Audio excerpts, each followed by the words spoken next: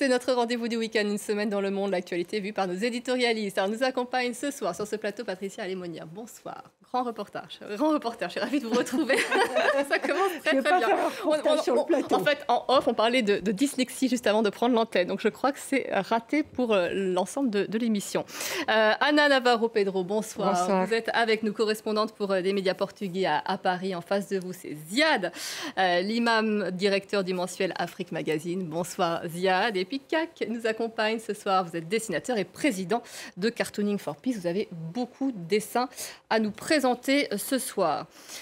Ne nous habituons pas à la guerre, même si les tirs et les bombardements se succèdent. C'est une guerre des airs à laquelle nous assistons depuis une semaine et qui s'installe. Les frappes israéliennes ne se concentrent pas seulement sur les installations nucléaires et sécuritaires du régime. Des dizaines de civils sont tués, tout comme en Israël, une vingtaine depuis une semaine. Les responsables européens tentent de ramener Téhéran à la table des négociations. Et pendant que tous les regards se tournent vers le Moyen-Orient, et bien d'autres en profitent pour poursuivre leur mission. La Russie maintient une pression militaire très forte sur l'Ukraine. En témoigne cette attaque d'ampleur sur la capitale cette semaine. Les dirigeants du G7 ne sont pas parvenus à prendre des mesures fortes vis-à-vis de Moscou.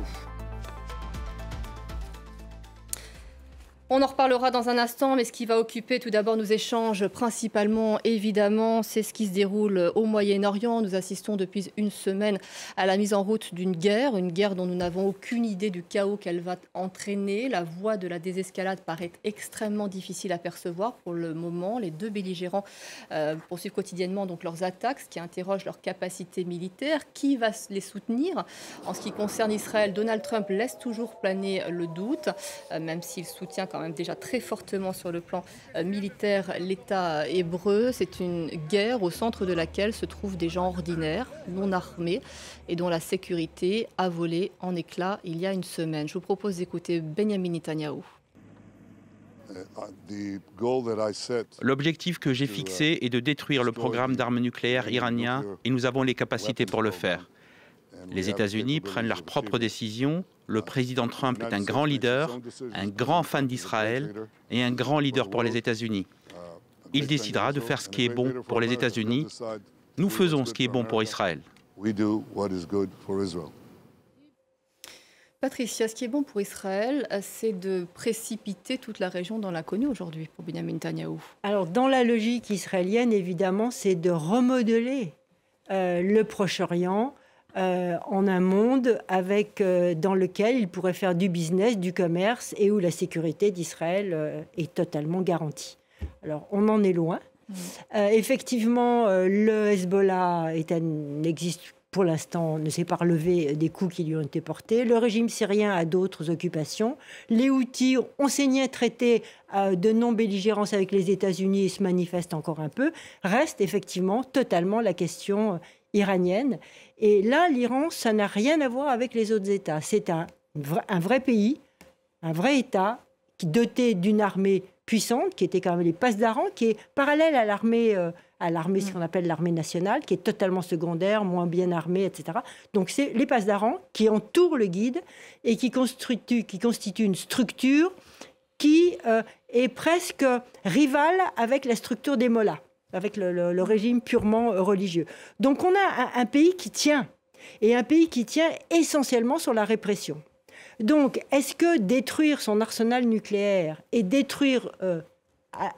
assassiner en quelque sorte son chef de l'État pris par un hubris de toute puissance peut mettre à genoux l'Iran? Rien ne le garantit, puisque au sein de ce régime, il peut y avoir des plus durs qui, une fois l'ayatollah Khamenei tué, prend le pouvoir et avec l'outil de répression, parce qu'on est allé en Iran, j'imagine, autour de cette table, l'outil de répression est incroyablement performant. Moi, j'ai des amis qui pourraient être simplement sortis dans la rue, manifester dans Téhéran pour les femmes vie liberté, se sont retrouvés, après avoir été incarcérés, abandonnés, parce que ça faisait exemple, à leurs amis, le long d'une route, avec les jambes fracassées, je dis fracassées. Donc, c'est répandre la terreur. Et ce régime-là est maître en la matière, donc il n'est pas à genoux. Sauf s'il y a un coup d'État intérieur. Ziad, c'est peut-être pour ça d'ailleurs qu'ils se sont fait infiltrer par le Mossad, parce qu'ils étaient tellement obsédés par la répression qu'ils n'ont pas vu arriver la menace de l'extérieur. Je sais pas, je pense qu'il y a eu des choix stratégiques qui ont été faits en Iran, qui étaient de baser toute la défense quand même sur l'approche balistique. Je n'irai pas jusqu'à parler d'arsenal nucléaire, parce qu'on a une vraie discussion là-dessus. C'est-à-dire, est-ce qu'ils veulent un arsenal? Est-ce qu'ils veulent enrichir? Jusqu'où ils veulent aller? Mais disons que tout le système de défense est basé sur leur puissance balistique, ce qui fait d'ailleurs partie de la négociation qu'on a eue il y a 10 ans. La puissance balistique iranienne devait rentrer dans le package de la discussion avec les Occidentaux, les États-Unis, etc. Donc ça, c'est un. 2, il y a quand même... sur le premier choc de la semaine, il y a quand même une fragilité du système qui est stupéfiante. C'est-à-dire que les chefs se font assassiner presque de manière millimétrée, chef de l'armée, la moitié du programme nucléaire. Enfin, je veux dire, c'est totalement infiltré. Donc ça prouve quand même que malgré ce que disait Patricia sur la dureté du régime, il est fragile, ce régime. C'est-à-dire il est détesté, il est peut-être un peu trop confiant en lui-même et en sa force, ce qui fait qu'il a été surpris quand même. On se doutait bien que moi, je serais chef iranien, je suis en train de négocier avec les États-Unis, il y a une fenêtre d'ouverture pour les Israéliens, ça fait déjà 1 an et demi qu'on s'envoie des missiles sporadiquement. Comme disait Patricia également, je suis le dernier bastion pas de résistance, mais de concurrence avec Israël. En plus, j'enrichis de l'uranium, donc je m'attends quand même. Et on est un peu surpris par cette fragilité. La deuxième chose, c'est qu'ils ont une capacité de résistance étonnamment qui a évolué dans la semaine. Donc, on s'était dit qu'ils allaient s'effondrer plus vite. Puis finalement, il semble que l'appareil militaire se soit restructuré, que les tirs de missiles sont plus efficaces, que le dôme israélien s'affaiblit peut-être parce qu'il manque de missiles spécialisés. Enfin bon, toutes ces histoires-là. Donc, ils sont moins fragiles qu'il y a 3-4 jours, mais quand même, comment vous allez maintenir la souveraineté d'un régime et la souveraineté d'un État quand vous ne maîtrisez pas votre ciel? Et je pense que le calcul des stratèges israéliens, c'est de dire toute cette zone-là, je l'occupe par le ciel. Mes avions se baladent quand je veux, où je veux, tapent où ils veulent et comme ils veulent, plus le fait que les États-Unis ne m'empêchent pas de le faire. Je peux même taper sur des installations nucléaires, ce qui est un véritable tabou diplomatique et international. Ça, vous vous rappelez des discussions en Ukraine.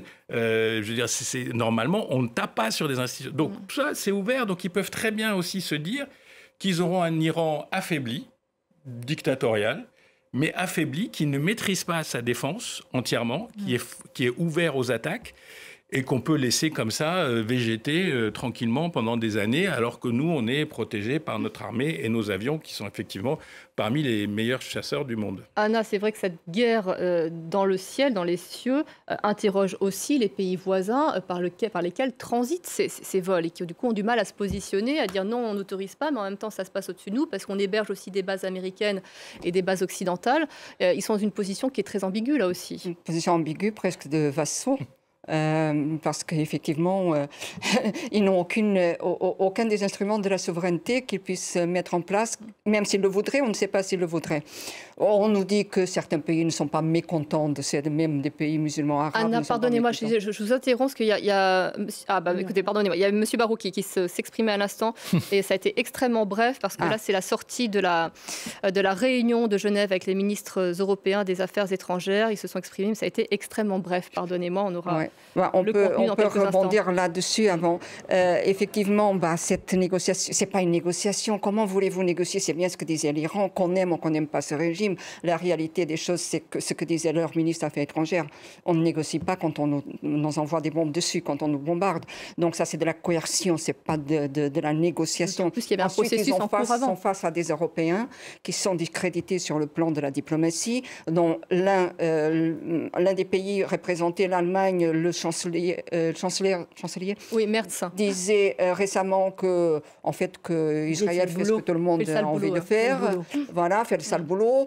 La France, qui a peut-être une position, essaie de maintenir une position peut-être plus équilibrée, mais qui n'est pas très claire non plus. L'Angleterre, qui a déjà annoncé par la voix de Starmer qu'ils sont en train d'organiser leur armée pour pouvoir soutenir, si les États-Unis le demandent, pouvoir les soutenir matériellement, militairement dans la région. réunion. Donc on se trouve face à cela, il y a face à la dame qui est censée représenter ce qu'on appelle la diplomatie européenne. Donc franchement, il n'y a pas de grand-chose à négocier là-dedans. Et puis il manque peut-être d'autres... Enfin, les États-Unis n'étaient pas là, donc ils étaient là pour transmettre des messages. Recueillir des messages, transmettre des messages de la part des États-Unis et peut-être recueillir des messages de la part de l'Iran vers les États-Unis. Ça, il semble être cela le but de cette réunion.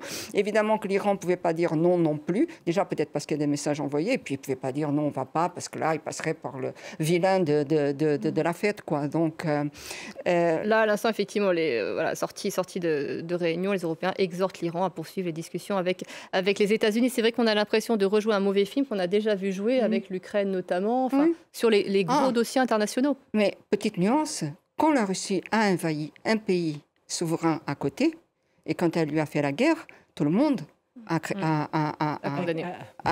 C'est pas critiqué, a critiqué, a dénoncé et a même prêté main forte à ce La différence, c'est que l'Ukraine ne représentait pas un risque pour la Russie.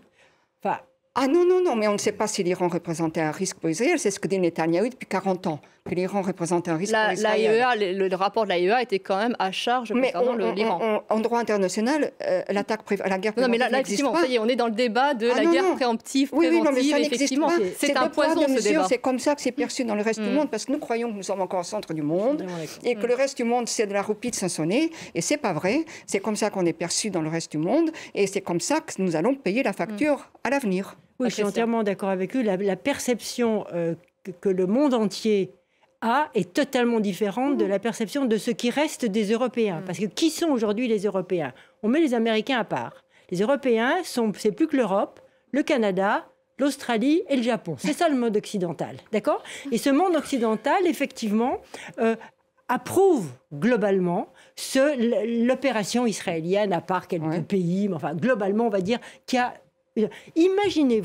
Imaginez-vous, après l'Ukraine, situation totalement différente, et je ne soutiens pas du tout le régime des Mollahs, puisque je vous raconte ce qui est arrivé à mes amis. Imaginez-vous qu'après l'invasion en Ukraine, les Européens aient dit « Ah ben, il faut aller tuer Vladimir Poutine, parce que franchement, il est menaçant. » Il menace notre sécurité, parce qu'on a bien dit qu'il menaçait notre sécurité. Quand même, je veux dire, la sécurité de l'Europe est en jeu, il faut se réarmer, etc. Imaginez-vous, parce que notre sécurité est en jeu, tout comme la sécurité d'Israël. Alors, on n'a pas dit que l'Europe, c'était existentiel. Je vous l'accorde. Enfin, imaginez-vous ce que l'on aurait taxé les Européens sur un plan international, du droit international. Mais là, ma foi, oui, il déborde un peu, il va un peu... Enfin, je veux dire, à un moment donné, il faut quand même remettre quand même les choses, même si, effectivement, au niveau, qu'est-ce que c'est cette menace existentielle? Effectivement, Israël a toujours été dans un monde hostile depuis sa création. 1947, c'est des guerres, les guerres des pays sunnites à son encontre. Là, ce n'est plus la guerre des pays sunnites, c'est la guerre d'un pays chiite. Donc, comme ils ne s'aiment pas entre les œufs, ils ne se soutiennent pas trop dans le contexte actuel. Mais effectivement, il y a toujours eu cette menace venue de l'extérieur. Évidemment, l'Iran a, dans sa constitution pratiquement, écrit la destruction de l'État d'Israël. Quant à savoir si l'Iran s'était doté de la bombe, ou alors 15 jours, 6 mois, 1 an, voilà les rapports aujourd'hui. Si c'était doté de la bombe, vous savez, le régime des Mollahs, qu'est-ce qu'il veut faire? Moi qui suis allée très souvent, il veut garder le pouvoir. Garder le pouvoir avec sa machine répressive abominable. Eh bien, lancer la bombe sur Israël, c'était immédiatement disparaître de la carte.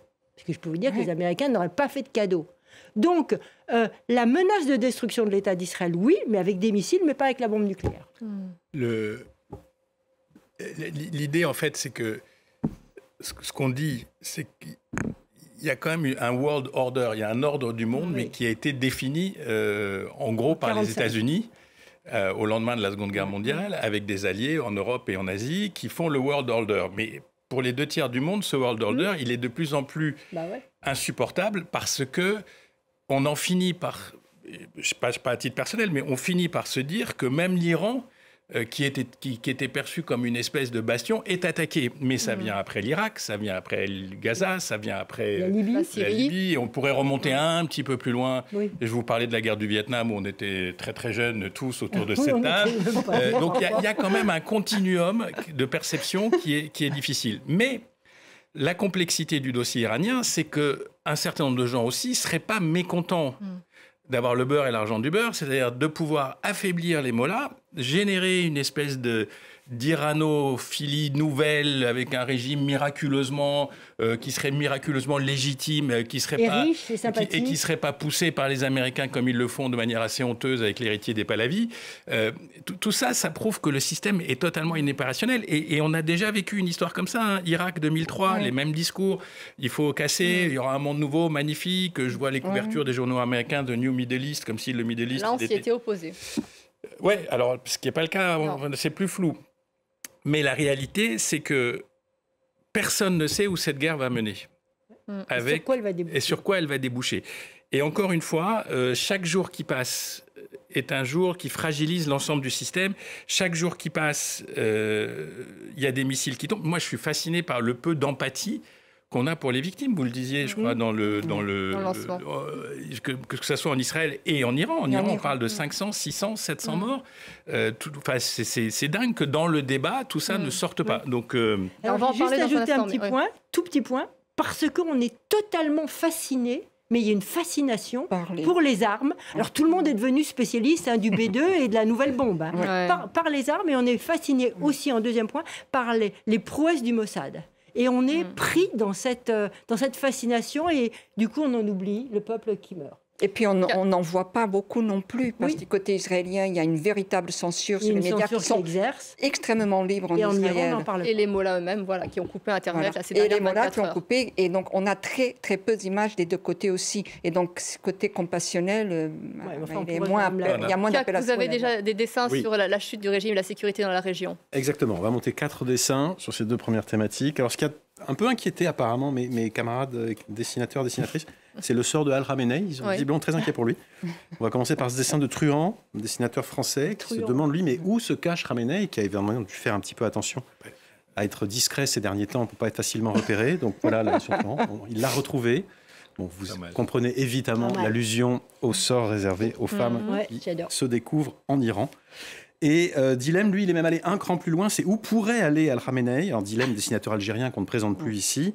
Donc en fait, c'est Poutine qui prend des nouvelles du guide suprême. Et il y a Bachar qui demande si tu ronfles. Évidemment, on voit le petit lit superposé qui attend le guide suprême dans le fond. Magnifique dessin de Dilem. Alors sur la sécurité dans la région, je vous proposais d'abord un dessin qui a été publié dans l'Opinion, que j'ai fait cette semaine, puisque je viens vous voir, je vous apporte un dessin. Ça va pas, non, vous risquez de faire péter des têtes nucléaires. Ben oui, c'est dangereux. Que nous n'avons pas, précise le voisin, bien entendu. On est tous d'accord là-dessus. Et enfin, vous disiez tout à l'heure que les mollahs veulent garder le pouvoir. Alors d'après Fahd Baradi, dessinateur syrien, il n'y aurait pas que les mollahs qui veulent garder le pouvoir. Les mollahs qui veulent garder le pouvoir. Vous voyez ici M. Netanyahou qui, après d'avoir tenté de se recharger sur Gaza, sur le Liban, essaye maintenant de se recharger sur l'Iran. Jolie métaphore, évidemment, la charge étant par ailleurs une charge explosive.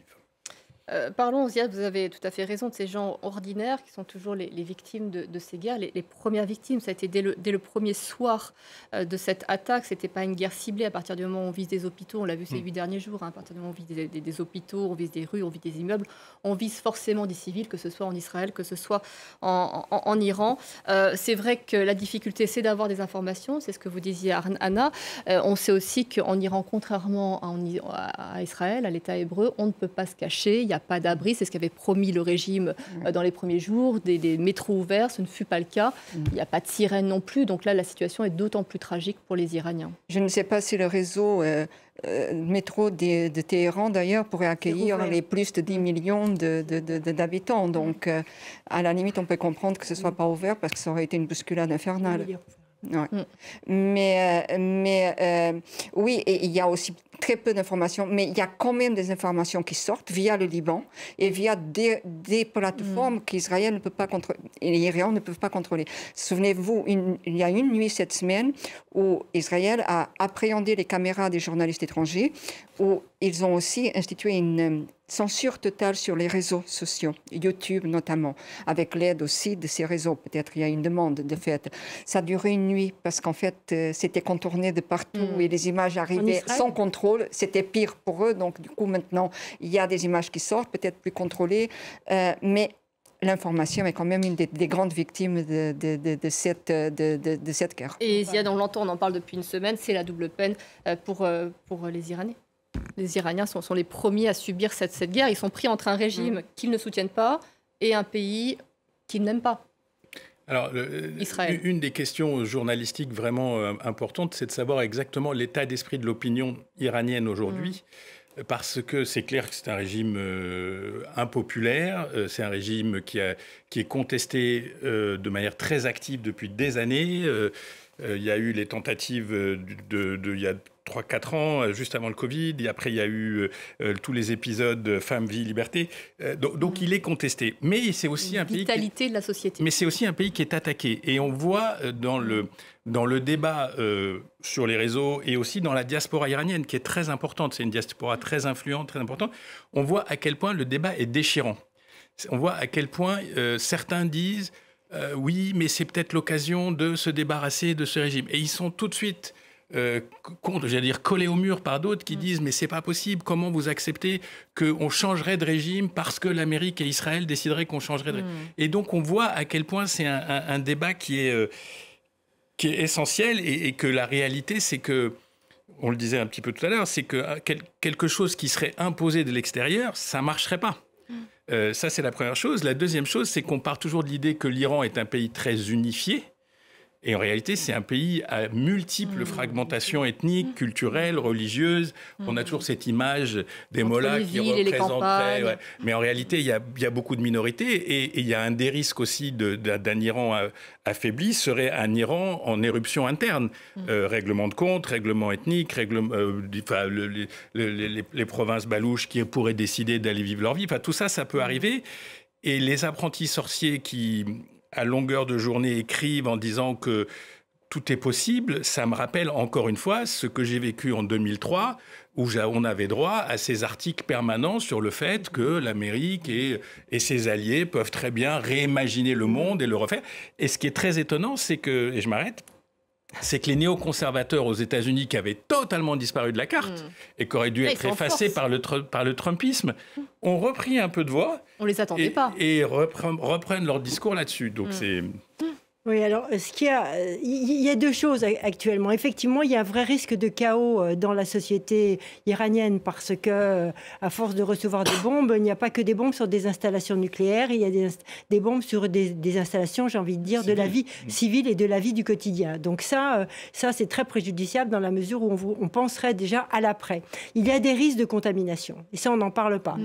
Si les réacteurs nucléaires ne sont pas frappés par Israël, il y en a un seul, il y a Boucher qui est tenu par les Russes, donc là à mon avis ils ne vont pas le frapper celui-ci, il est géré par les Russes, et puis il y a le réacteur nucléaire de l'université de Téhéran, bon, ça, ils ne vont pas y toucher. Mais dans les autres endroits où fonctionnent les enrichisseuses et les centrifugeuses, il n'y a pas de risque au niveau nucléarisation, mais il y a des risques de pollution chimique excessivement graves et qui sont déjà remarqués en particulier à Natanz. Donc si tout le pays se retrouve pollué par des isotopes et autres produits fantastiques et chimiques et des dérivés, tout ça n'augure rien de très bon.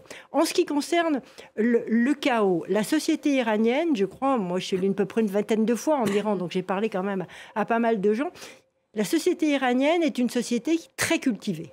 C'est-à-dire qu'à l'inverse des régimes irakiens qui étaient cultivés avant la première guerre du Golfe, mais qui après les sanctions ont été complètement acculturés, la société iranienne est cultivée du paysan de la campagne, qui va au moins jusqu'au BEPC, jusqu'aux jeunes femmes qui, dans les universités, il y a plus de femmes dans les universités mathématiques que d'hommes. Donc, et une société cultivée, ça veut dire quoi ? Ça veut dire une société qui se pose 3 questions. Et c'est bien pour ça que les islamistes radicaux veulent, comme en Afghanistan ou ailleurs en Afrique, ne veulent pas qu'il y ait d'école. Parce que qui dit école, dit culture. Qui dit culture, dit réflexion et donc contestation. Donc on est une société qui est comme ça. Mais en même temps, on est une société qui était sous la machine répressive, avec ce groupe qu'on appelle celui des Bassidji. Les Bassidji, c'est vous et moi, grosso modo. Et on contrôle le peuple qui nous entoure, on le surveille, on va à des réunions, on les dénonce. Par exemple, mon papa est Bassidji, mais pas ma maman. Mais en échange, quand je suis Bassidji, j'ai le droit d'avoir un appartement, j'ai le droit de mettre mes enfants dans une meilleure école. Et ces Bassidji ne sont... Moi, j'ai discuté à certains, ils ne sont pas tous amoureux des mollahs. Et ils le sont d'autant moins qu'il y a une paupérisation complète de la classe moyenne, donc cette classe des Bassidji, qui en 10 ans là a perdu 30 à 40% de son pouvoir d'achat, et qui donc est un peu, ils ne sont pas encore contestataires, mais qui ne sont pas des amoureux du régime. Donc la structure dont tu parlais du régime, effectivement, est quand même fragilisée. Il y a bien une base d'appui, on l'estime à 15%, mais bien, qui peut dire 15% sont attachés et vénèrent les mollahs? On ne le sait pas en fait, mais il y a quand même une base sur laquelle s'appuie le régime, et c'est cette base qui a défilé aujourd'hui dans Téhéran, plusieurs milliers de personnes dans Téhéran, à bas l'Amérique, et c'était reparti. Ziad, vous vouliez rajouter un mot avant qu'on regarde les dessins de CAC sur ce sujet? Je pense que c'est dans la troisième partie, donc c'était sur les États-Unis, puisque... Vous pouvez commencer à l'évoquer, on regardera les dessins après. Parce qu'effectivement, de la décision de Donald Trump. La décision d'un monsieur qui n'arrive pas à prendre l'ombre d'une décision en moins de 2 semaines. Pas sur l'avenir du 2X, c'est sa nouvelle phrase. Tout est 2X. Oui, mais vous l'évoquiez, c'est-à-dire qu'il ne sait pas dans quel groupe se placer. Est-ce qu'il se place avec les néocons ou avec... J'ai appelé quelques amis là-bas qui m'ont dit, en fait, il ne sait pas. Il ne sait pas lui-même. Non. Il ne sait pas ce qu'il doit faire. Une partie de son entourage, comme on l'a dit, est violemment hostile à ses campagnes militaires. Ça va de J.D. Vance, Tulsi Gabbard, la moitié de tous les MAGA. Pourquoi dépenser de l'argent? Pourquoi s'endetter? Et puis, il y a aussi un vieux fond antisémite chez les MAGA qui est assez vivace. Il nous emmerde. Bon, tout ça, c'est là. Et puis, il y a quelques-uns qui pensent que ça serait l'occasion pour les États-Unis de marquer un coup absolument phénoménal dans le grand projet d'un Moyen-Orient remodelé auquel ils rêvent depuis la nuit des temps et le roi saoudien. Ça serait cette espèce de zone totalement pacifiée, sans religion, sans idées nationalistes, sans gauchistes, sans communistes, sans islamistes. Avec des hôtels de luxe, avec des boutiques hôtels. De luxe, on ferait du business entre les Qataris, les Dubaïotes, les Irakiens, les Iraniens. Ça serait absolument magnifique, et avec le pouvoir américain. Donc ça, on rêve. Mais lui, il ne sait pas. Et je pense que l'appareil militaire américain, qui est sérieux, ne doit pas être très à l'aise sur ce genre d'opération. C'est-à-dire, qu'est-ce qu'on peut faire? C'est un territoire, 100 millions d'habitants. Qu'est-ce qu'on peut faire physiquement, à part peut-être taper sur la fameuse centrale de Fordo, mais qui serait là aussi la fin d'un tabou auquel l'Amérique participerait. C'est-à-dire l'attaque directe sur une structure nucléaire. Donc, ils ne savent pas. Et ça participe de la fragilisation du système. C'est-à-dire, si les Américains disaient on va là, tout le monde retrouverait sa place dans notre univers, c'est-à-dire chacun irait dans sa position, mais là, c'est la fragmentation totale. CAC, on se tourne vers vous parce qu'on va peut-être tirer inspiration de ce qui a été dessiné pour trouver une réponse à la question posée par Ziad. Alors, allons-y pour 4 dessins à nouveau. On va commencer évidemment par le sort des populations civiles. Alors d'abord, un dessin du dessinateur Mana Neyestani en Iran, justement, qui montre un peu la hiérarchie de la souffrance. Alors le dessin n'est pas très drôle, mais on ne peut pas rire de tout le temps. Donc vous voyez comment ça se passe. Le feu prend d'abord par le bas, et donc lui, il est vraiment attiré avec le guide suprême caché sous sa chaise là-haut. Le seul petit moment de sourire que vous pouvez avoir dans ce dessin, c'est celui-ci. Mais on voit bien comment cette hiérarchie de la souffrance se répand au fur et à mesure que les flammes montent. Et puis, alors cette fois-ci avec une note d'humour, vous parliez tout à l'heure du fait que la population n'est pas forcément ravie, qu'on lui impose le choix de changement de régime, peut-être voudrait-elle le faire elle-même. Alors voilà comment Rodo voit les choses, les femmes iraniennes. Netanyahou veut éliminer le régime des mollahs iraniens, et voilà encore un mec qui décide, disent les femmes du mouvement Femmes, Vie, Liberté. Et alors maintenant sur l'indécision américaine, alors ça aussi ça a pas mal inspiré, mais c'est Donald Trump qui inspire toujours les dessinateurs et les dessinatrices, c'est sans limite, ça les a pas mal inspirés. Alors je vous propose de commencer d'abord par ce dessin d'Herman que j'ai trouvé assez drôle. Vous vous souvenez de la phrase de Donald Trump qui voulait tout arrêter, la paix en Ukraine en 48 heures, la paix au Moyen-Orient en 24 heures. Là, c'est Benjamin Netanyahou qui nous dit moi, je peux mettre fin aux négociations Iran-USA en un jour. En un jour. Voilà, petit sourire de Herman, dessin publié dans la Tribune de Genève, dessinateur suisse. Et comment Donald Trump va se décider? Alors, le dessinateur cubain Ramsès a une petite idée sur la manière dont le président Trump va prendre sa décision. Vous pouvez le voir sur ce dessin. Ouais. Eh bien, attaque, non-attaque. Attaque, non-attaque. J'aime beaucoup la position. Oui, c'est ça, avec sa très petite fleur jambe bleue. En l'air et en pyjama avec ses chaussons. Voilà, c'est la vision du dessinateur cubain, donc il n'a pas une idée beaucoup plus précise que vous, ni que Donald Trump lui-même. Vous allez peut-être nous montrer les dessins qui concernent la bande de Gaza, parce qu'on voulait l'aborder. Il ne s'agirait pas d'oublier ce qui se joue dans la bande de Gaza. Oui, on tire, tous les regards sont tournés vers Téhéran. D'autant plus que du côté des dessinateurs de presse, c'est quelque chose qui continue d'être qui est très, très, très suivi. La souffrance, alors évidemment, la souffrance des victimes de tous les côtés, mais notamment des Gazaouis, dont la situation, évidemment, ne s'améliore pas du tout pendant ce temps-là. Alors, je vous ai proposé 2 dessins. Un qui nous vient de Cathy Wilcox, dessinatrice australienne, qui a été publiée dans le Sydney Morning Herald. Vous voyez donc ce champ de ruines. Ils disent, oh là là, Israël est capable de détruire des cibles très précises en Iran avec une incroyable précision. Juste comme ici, répond la gamine. Vous voyez cette petite pointe d'ironie de Cathy Wilcox. Et cet autre dessin de Martin Woltering, alors il est un peu plus noir celui-ci, mais je l'ai trouvé assez juste puisque vous parliez tout à l'heure des distributions de nourriture qui se retournaient contre les victimes qui voulaient au moins avoir à manger. Et voilà comment Martin Woltering nous traduit ça, évidemment, le piège à souris. Inutile de décrire le dessin au-delà de ça. Point de distribution humanitaire, dit l'écriteau. Ouais, c'est très concret. On assiste à des images absolument insupportables, encore depuis des mois maintenant dans la bande de Gaza. Anna, c'est vrai que là, avec le développement en Iran, on voit bien que la France, des pays en tous les cas qui condamnaient très fermement, qui essayaient peut-être de faire bouger les choses concernant la bande de Gaza, ont complètement lâché sur ce dossier. On a vu la réunion du G7, par exemple. Exactement. Il n'en est rien sorti. Plus personne n'en parle. Peut-être un peu l'Espagne encore. C'est vrai. Mais en plus, les actualités aussi sont centrées prioritairement sur le conflit Israël-Iran. Donc, des nouvelles nous arrivent quand même et qui sont absolument angoissantes. Il y a eu encore des attaques de Tsahal dans la bande de Gaza. Tsahal a encore donné l'ordre aux campements, aux Palestiniens qui sont gazaouis, qui sont dans certains campements, de lever tente et d'aller plus loin parce qu'il y allait avoir une opération là-dedans. On a vu aussi en Cisjordanie, dans les prisons, l'intervention d'éléments des forces spéciales contre les prisonniers palestiniens. Et on ne sait pas ce qui se passe en Cisjordanie vis-à-vis des habitants, mais on croit savoir qu'il y a des maisons détruites actuellement. Et on ne sait pas si derrière ces maisons détruites, il y a d'autres occupations ou d'autres expulsions. Donc la situation, c'est-à-dire derrière le conflit contre l'Iran, qui est une incertitude et qui peut mettre, comme disait le secrétaire général de l'ONU, peut mettre vraiment, je ne sais pas les mots qu'elle a utilisés, mais le feu aux poudres dans le monde entier, eh bien, on n'oublie pas le business quand même, on n'oublie quand même pas l'expulsion et la tentative d'expulsion des Gazaouis et la tentative d'annexation de la Cisjordanie.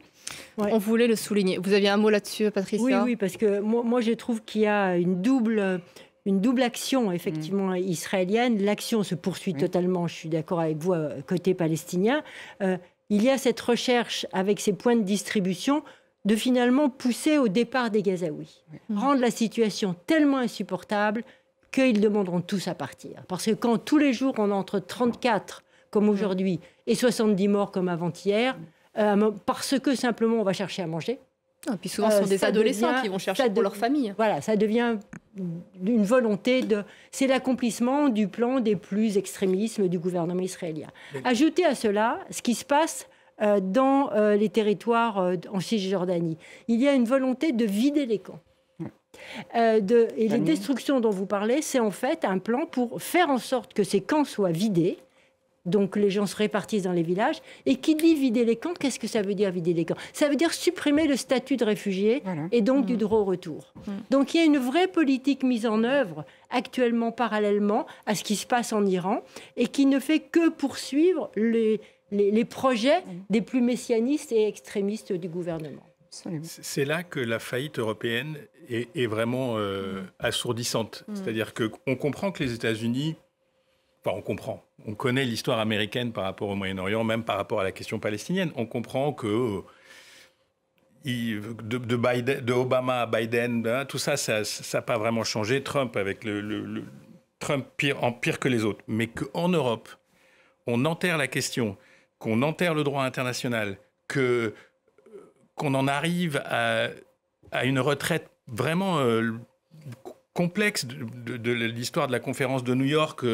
On nous explique qu'on n'a pas pu la faire parce que les Palestiniens officiels ne pouvaient pas sortir de Cisjordanie. Et donc on arrête tout. Mais comment ça, on arrête tout? Il fallait aller jusqu'au bout, il fallait prendre une décision, il fallait la prendre publiquement. Et on sent bien qu'on a beaucoup de mal en Europe à être présent, même sur le plan du principe sur cette question. Et c'est tragique parce que, encore une fois, le double standard, encore une fois, comment le monde entier regarde tout ça. Encore une fois, on se tourne vers eux en leur disant « Mais pourquoi vous ne nous soutenez pas en Ukraine ?» Et ils nous regardent en nous disant « Mais et why? Pourquoi il faudrait qu'on se sacrifie pour l'Ukraine alors que vous sacrifiez cela et cela ?» Donc ça, c'est un vrai problème. On va parler de l'Ukraine tout de suite parce qu'effectivement, ce soir, vous voulez quand même parler de toutes ces autres guerres qui se déroulent, qu'il ne faudrait pas oublier, écrasées par les développements entre l'Iran et Israël. Avant cela, je vous rappelle qu'il y a toujours 2 Français qui sont détenus en Iran, donc dans les circonstances que l'on connaît aujourd'hui. En plus, ils étaient déjà dans des conditions extrêmement difficiles dans la prison d'Evin. Jacques Paris, vous les voyez à l'image, et Cécile Kohler, le couple qui avait été arrêté sur le chemin de l'aéroport il y a plus de 3 ans au terme d'un voyage touristique. Autant dire que ces développements font craindre le pire et que la mobilisation est d'autant plus importante pour qu'on ne les oublie pas. L'Ukraine, donc, un mot, il nous reste une poignée de minutes. Vladimir Poutine pourrait effectivement profiter de ce vertige au Moyen-Orient pour édulcorer ses actions. Kiev, mais aussi Odessa et Kharkiv, aujourd'hui, ont été durement frappés cette semaine. Ziad, les responsables ukrainiens craignent à juste titre, vous l'évoquiez, que cette guerre en Moyen-Orient compromette du coup leur défense. Oui, parce que les énergies se sont décalées et puis que l'énergie présidentielle américaine, c'était tout X aussi. C'était 2 semaines. Je donne 2 semaines à Vladimir Poutine pour me répondre sur la question. Donc, il n'y a plus d'interlocuteurs. Il y a quand même un point relativement positif, c'est que l'Europe arrive toute seule, alors là c'est un peu le miracle, arrive presque toute seule à soutenir l'effort diplomatique et je pense l'effort de guerre ukrainien. Je ne sais pas à quel prix, je ne sais pas combien ça coûte, je ne sais pas comment ça se passe, mais il y a au moins ce point-là qui est important et qui évite, et qui doit être, je crois, un soutien majeur pour l'Ukraine d'aujourd'hui parce qu'effectivement, il n'y a plus d'États-Unis, il y a peu d'alliés qui viendraient soutenir l'Ukraine dans cette guerre. Et là aussi, les civils, tous les jours, des bombardements de nuit, des drones, des missiles. Et Patricia, avec l'inquiétude que cette guerre au Moyen-Orient fasse monter le prix du pétrole et que du coup, la Russie puisse s'enrichir. Alors, trouver du financement pour sa guerre. Le prix du pétrole qui monte aujourd'hui, c'est la spéculation. Il est dû essentiellement à la spéculation parce que dans le détroit d'Ormuz, c'est business as usual. Donc, il n'y a aucune raison. Il paraît que même les Iraniens il n'y a aucune raison que le prix du pétrole augmente. Mais comme chaque fois qu'il y a des risques, eh bien, ceux qui détiennent les cordons livrent moins de pétrole et donc ça monte. Et alors, si en plus les Iraniens voulaient bloquer le détroit d'Ormuz, et ça je serai brève là-dessus, comme ils l'avaient fait durant la guerre Iran-Irak, toutes les mesures sont prises. Et le détroit d'Ormuz, on estime il serait aussi vite pulvérisé avec leurs petites navettes et leurs mines. Il y a des plans qui sont prêts par les Américains, les Anglo-Saxons et peut-être nous-mêmes, je ne sais pas, pour venir à bout très très vite du blocage du détroit d'Ormuz, qui ne devrait pas dépasser les 15 jours. Et nos stocks en France, par exemple, nous permettent de tenir plusieurs mois. Donc tout va bien. Donc c'est qu'un enjeu de spéculation et aussi peut-être parce qu'on aime se faire peur. Anna, pour conclure avec vous, ce à quoi on assiste, c'est à l'échec de la diplomatie, en parlant de l'Ukraine, je l'évoquais tout à l'heure, Ziad l'évoquait aussi tout à l'heure, l'Ukraine, la bande de Gaza, l'Iran, Israël, on sent qu'il n'y a plus de vision, il n'y a plus de cohésion et qu'on ne sait plus où on veut avancer, comment. D'abord parce qu'il n'y a pas de plan, il n'y a pas de vision effectivement, mais deuxièmement aussi parce qu'on a utilisé la diplomatie comme un leurre. Et ça, c'est gravissime parce qu'on est en train d'attenter au droit international et ensuite, il reste que la loi de la jungle. Donald Trump s'est vanté d'avoir leurré les Iraniens dans des négociations sur le nucléaire pour permettre à Israël de les attaquer par surprise. Les Européens, par rapport à la Russie, se sont vantés dans le passé, Mme Merkel, M. Hollande, se sont vantés dans le passé d'avoir commencé les accords de Minsk avec la Russie après l'annexion de la Crimée pour donner le temps à l'Ukraine de s'armer contre la Russie. À partir de ce moment-là, qui va croire, il y a d'autres exemples, mais qui va croire encore à des négociations possibles avec ces gens-là? Surtout qu'après, ils n'ont aucun respect pour les traités qu'ils ont signés. C'est le droit international qui est en train de partir en vrille et peut-être qu'il y aura d'autres négociateurs, d'autres intermédiaires qui vont monter. On a vu la Chine un peu au Moyen-Orient, on a vu un peu l'Arabie Saoudite, mais est-ce qu'ils sont vraiment fiables aussi? Est-ce qu'on a très confiance en eux? À voir. Et oui, c'est à vous de conclure. On va conclure avec des dessins silencieux. S'il ne parle pas, cela, de dessins purement graphiques sur l'Ukraine. Rendons à César ce qui est à César, de Vladimir Kazanevski, grand dessinateur ukrainien, qui est toujours à Kiev actuellement. Lui, ce qu'il a inspiré, c'est le départ soudain du président Trump du G7, vous vous souvenez? Oui. Finalement, il n'est pas resté longtemps, il fallait qu'il s'occupe de choses top secret. Alors, vous avez la représentation graphique de ce dessin, avec le pauvre, évidemment, Zelensky, qui donnait l'impression sur les images vraiment qu'il attendait qu'on s'occupe un peu de lui, et ça n'avait pas l'air d'être le cas du tout. Voilà la version de Kazanevski. Et enfin, ce dessin que je trouve très beau graphiquement du Danois Niels Bo Bogensen sur la résistance de Kiev, donc en plein bombardement. Regardez ce dessin, c'est absolument magique avec ce filament qui écrit les lettres Kiev, et cette ampoule qui, bien que brisée, continue de donner de la lumière. Un très beau dessin. Merci beaucoup, Kakana. Merci, Patricia et Ziad. Merci infiniment d'être venus nous avoir éclairés, nous avoir apporté des éléments de réflexion ce soir sur ce plateau. On continue d'en parler, on continue toujours sur ce plateau et sur cette antenne de mettre en lumière les civils qui sont les premiers à payer le prix fort de ces guerres. Ne l'oublions pas. Restez avec nous. Je vous retrouve dans quelques instants pour d'autres informations.